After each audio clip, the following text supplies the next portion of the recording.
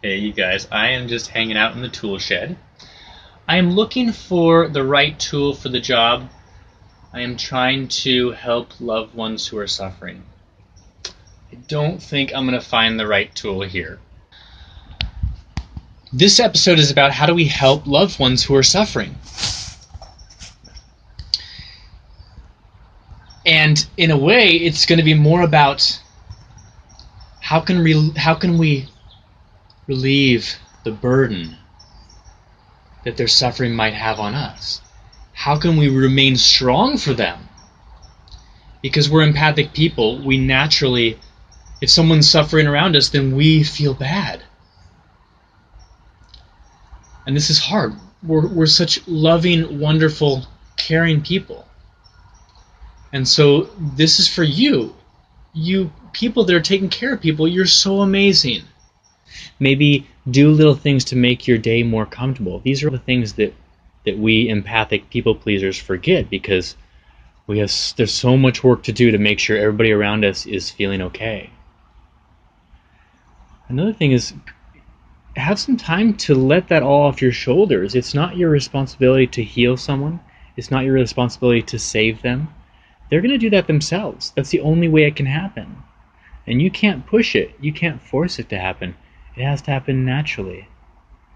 And it happens through patience. It's not immediate. So many times just a little bit of patience, and then suddenly the changes that we want are here. Let's keep circling back around to how do we help loved ones? How do we show them this thing that we've found, maybe the path that we've found? Well, first of all, don't ever try to force them onto your path. If your path is working for you and they can see that you're a happier, more effective, more functional person, then they will naturally just start taking on those qualities. When we try to force things onto people, resistance is built up immediately. And so we can lead by example in this way. To help other people be happier, we can lead by example by working on our own happiness. And I'm not talking about fake happiness. I'm not talking about putting on a smile, trying to be happy even though you're tortured and sad on the inside. No, in that situation, maybe the solution is to be honest with your loved one. Let them know how much you're struggling. Sometimes this honesty helps them feel not so alone. Maybe they don't want to be the only person struggling. And so a little bit of honesty in this situation can create a bond, create a connection. And then when you get that connection back between you and the loved one, and these connections can fade because of illness and because of depression and anxiety and struggles and all sorts of stuff. When you get that connection back, it's like, that's what I wanted. I wanted that connection back with you again. I didn't necessarily need you to be perfect or even need you to be healed necessarily. I wanted to feel that love that I felt from you before that's so great. So I don't know if this applies to you guys, so I'm going to try to talk as generally as possible. Looping back around, how do we help loved ones who are suffering? How do we help loved ones that are suffering? So we got to make sure we're in our strongest state, right? We've already talked about that. So we want to spend a lot of time looking at our love language. What is our love language? What makes us feel free? What makes us accept ourselves? What makes us feel loved, feel accepted? What gives us that freedom to just be? This is the most effective state, most effective way to be. What gives us that love, true love, the thing that gives us true self-acceptance, the thing that builds that self-esteem and makes everything easier? That's what we're looking at. That's what we're looking for. Love languages are a good thing to look into because this is how you could pinpoint what it is that gives you that sense of love. And if maybe the loved one that you're thinking about right now who's suffering that you want to help, if they're struggling, they may not be able to give you the love that you need in order to feel your fullest so that you can help them the most. And so we have to be open to find this love in other places. Now, affection is hard to get from another person if this is your wife or something, or your husband that is suffering. So, but you can get a back massage, and that's affection. See, you can get the things that you need. If you're a touch person, maybe you need to get massages. Maybe you need to get deep tissue massage or whatever, whatever it may be. Or you need to get your nails done, so someone's touching your nails and doing your hair. That's a physical touch love language person. They love that. So you might need to do that. Don't expect this loved one to be able to give you everything that you need to be strong enough to help them. Let's see, words of affirmation. You may love when someone says, "Oh, you're doing a great job. Oh, thank you so much. I love you. That's great." Well, we can work on being around people that talk this way. So we don't have to get it from one particular place. We can work on being around more people that talk like this. They constantly give words of affirmation.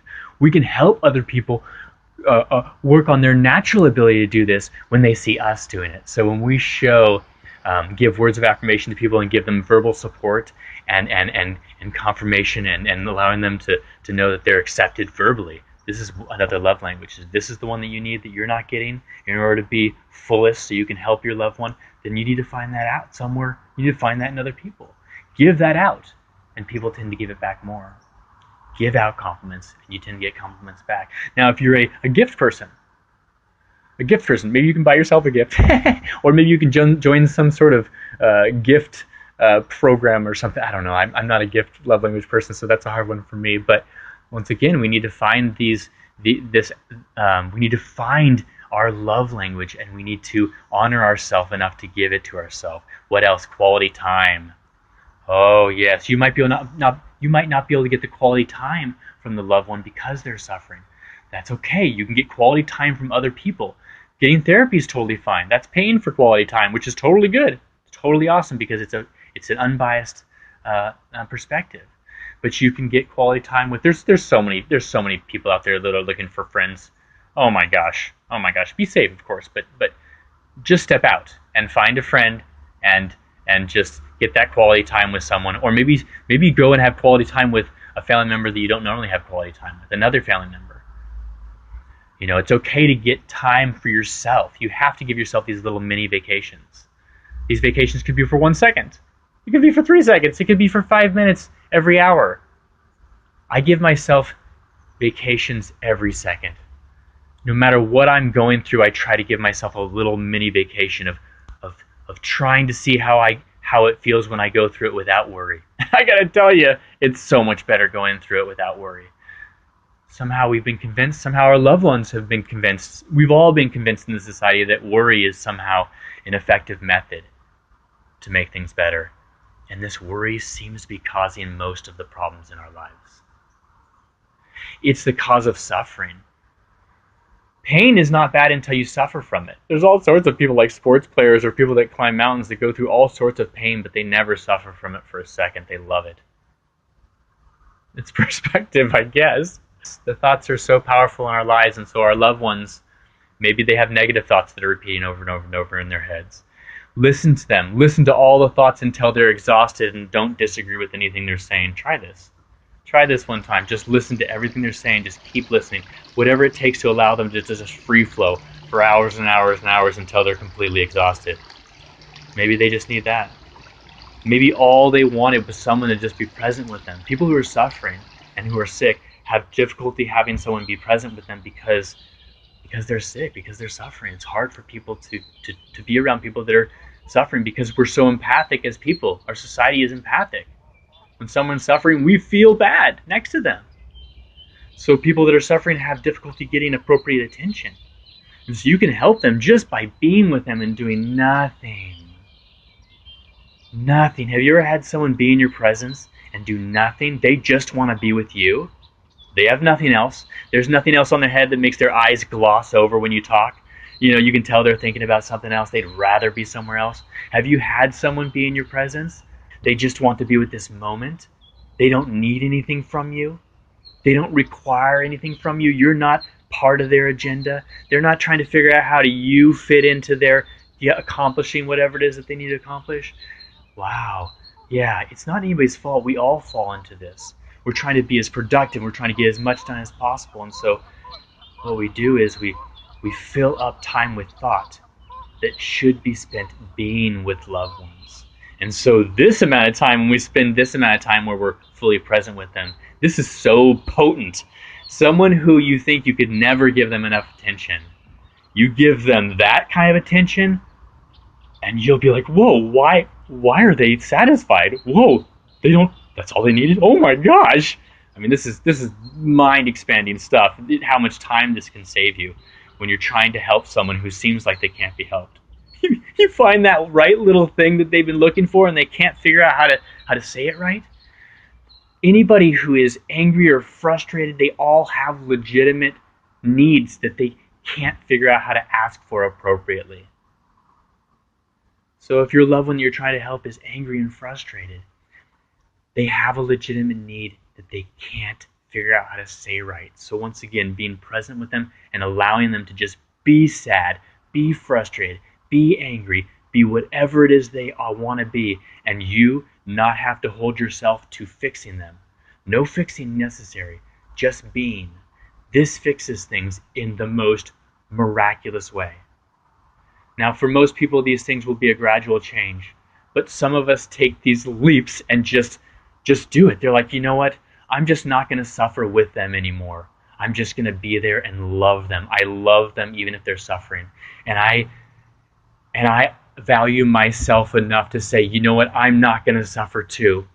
And not in an angry sort of way, like oh, they're not going to make me suffer anymore. No, I love them enough to find my self-love to stop my suffering so I can show them how to not suffer. I love them enough to take the chances that it takes to end your own suffering. Now, a lot of us, we may feel that we have things together and the person next to us is suffering. Oh boy, we are all in the same boat here. The point is this: we're all human. And anything that's happening sort of in someone else in an extreme level is happening inside of us on maybe a subtle level. Or even a more extreme level, but inward.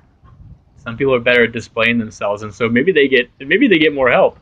So one of the things that you might need is to ask for help. Just learning to ask for help, even from the person that's suffering. Ask them to help you. Or maybe ask them for hugs. Or maybe tell them, you know what, I need you to tell me I'm doing awesome because I need you to build me up right now. I'm feeling a little bit weak. And when we have the confidence to say that we're weak, that's when we get the thing to make us strong.